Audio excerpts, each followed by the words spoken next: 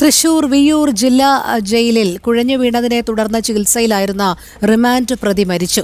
തൃശൂർ ചിറ്റിശ്ശേരി സ്വദേശി രേഷ് ബാബുവാണ് മരിച്ചത്. മുഖത്ത് മർദ്ദനമേറ്റതുപോലെയുള്ള പാടുകൾ ഉണ്ടെന്നും മരണത്തിൽ അന്വേഷണം വേണമെന്നും കുടുംബം ആവശ്യപ്പെട്ടു.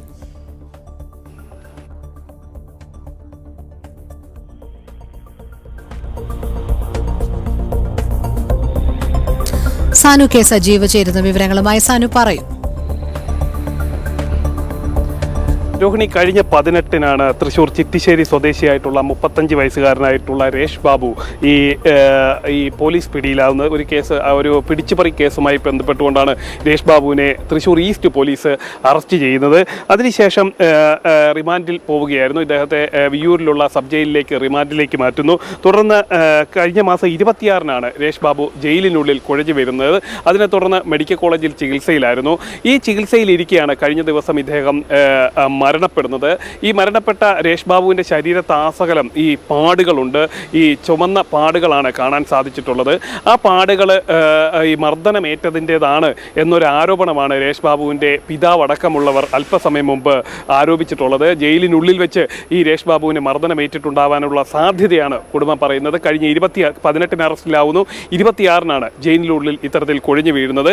ഇതിൻ്റെ ഭാഗമായിട്ട് പോലീസും അതേപോലെ തന്നെ ഈ ആശുപത്രി അധികൃതരും പറയുന്നത് ഈ പ്ലേറ്റ്ലെറ്റുകളുടെ എണ്ണം കുറഞ്ഞതാണ് ഇത്തരത്തിൽ പാടുകൾ ഉണ്ടാവാൻ. സാധാരണ നിലയിൽ പ്ലേറ്റ്ലെറ്റുകളുടെ എണ്ണം കുറയുമ്പോഴത്തേന് അല്ലെങ്കിൽ അതിൻ്റെ കൗണ്ട് കുറയുമ്പോഴത്തേന് ഇത്തരത്തിൽ ശരീരത്തിൽ പാടുകൾ ഉണ്ടാവാറുണ്ട്. അതിൻ്റെ ഭാഗമായിട്ടുള്ള പാടുകളാണ് ഇത്തരത്തിൽ രൂപപ്പെട്ടിട്ടുള്ളതെന്നാണ് ഈ പോലീസിൻ്റെയൊക്കെ ഭാഗത്ത് നിന്ന് ആരോപിച്ചിട്ടുള്ളത്. എന്തായാലും കുടുംബം പറയുന്നത് ഈ വിഷയത്തിൽ കൃത്യമായിട്ടുള്ള ഒരു അന്വേഷണം വേണം എന്ന് തന്നെയാണ് കുടുംബം ആരോപിച്ചിട്ടുള്ളത്. മുഖത്തടക്കം വലിയ പാടുകളുണ്ട്. ഈ മുഖത്ത് ഇടിച്ചതിൻ്റെതായിട്ടുള്ള പാടുകളാണുള്ളത്. അത് ഒപ്പമുള്ള സഹതടവുകാരെ അടക്കം കൂടുതൽ ചോദ്യം ചെയ്യേണ്ടതുണ്ട്. 4-ലധികം സഹതടവുകാരുണ്ടായിരുന്നു.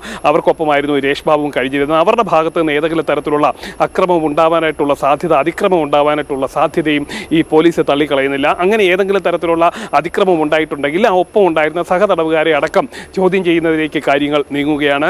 അതേപോലെ തന്നെ ജയിൽ ഉദ്യോഗസ്ഥരുടെ ഭാഗത്ത് നിന്ന് എന്തെങ്കിലും തരത്തിലുള്ള അടിയോ അല്ലെങ്കിൽ ഏതെങ്കിലും തരത്തിലുള്ള മർദ്ദനമോ ഉണ്ടായിട്ടുണ്ടോ എന്നൊരു കാര്യവും കുടുംബം സംശയത്തോടുകൂടി ഉന്നയിക്കുകയാണ്. കാരണം 18-നാണ് രേഷ് ബാബു പോലീസിൻ്റെ കസ്റ്റഡിയിലാവുന്നത്. അതിനുശേഷം 26-നാണ് ഈ സംഭവങ്ങളൊക്കെ നടക്കുകയും രേഷ് ബാബു ജയിലിനുള്ളിൽ കുഴഞ്ഞു വീഴുന്ന ഒരു സാഹചര്യം ഉണ്ടായിരുന്നു. അതിനുശേഷം ചികിത്സയിലായിരുന്നു.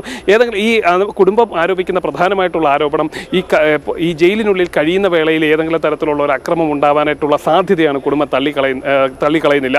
അത്തരത്തിൽ ഏതെങ്കിലും ഒരു സംഭവം ഉണ്ടായിട്ടുണ്ടെങ്കിൽ അതിന് പിന്നിൽ പ്രവർത്തിച്ചവരെ നിയമത്തിന് മുന്നിൽ കൊണ്ടുവരണമെന്നാണ് കുടുംബം പ്രധാനമായിട്ടും ആവശ്യപ്പെട്ടിട്ടുള്ളത്. രേഷ് ബാബുവിൻ്റെ സഹതടവുകാരെ അടക്കം ചോദ്യം ചെയ്യണം എന്നൊരു ആവശ്യവും കുടുംബം മുന്നോട്ട് വയ്ക്കുന്നുണ്ട്. ശരി, സാനു കെ സജീവാണ് വിവരങ്ങൾ നൽകിയത്.